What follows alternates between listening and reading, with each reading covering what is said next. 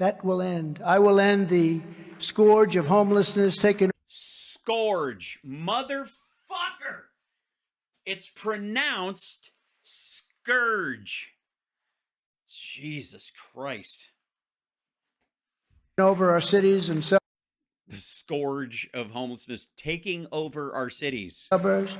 I just drove through Washington, D.C., coming here for the first time in quite a while, and the roads and highways were littered with trash like I've never seen before. It looked like somebody just... That's no way to talk about your supporters. They come all that way and stand there with signs? Took their garbage and just threw it all over the highways, the Beltway.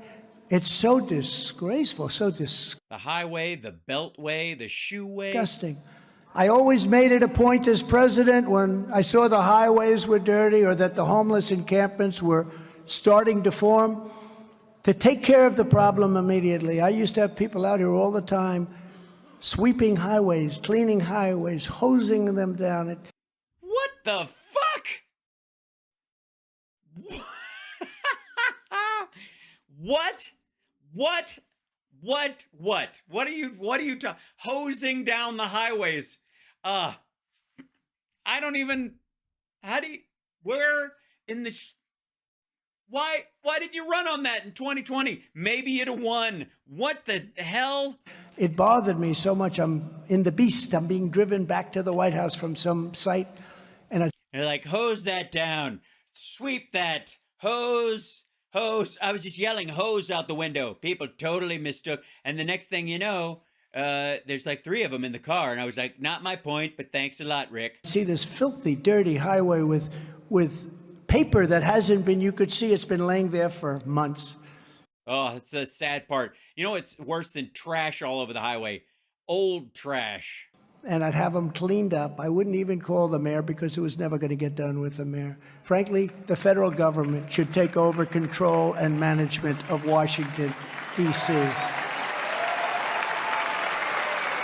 Look, Marge was the first one to stand up. She thinks that would give her the ability to free the Jan 6 prisoners, for the record. Good project.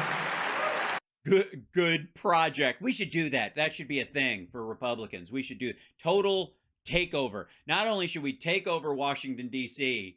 completely, the federal government should control it, but I, as president, should be able to send troops into any state.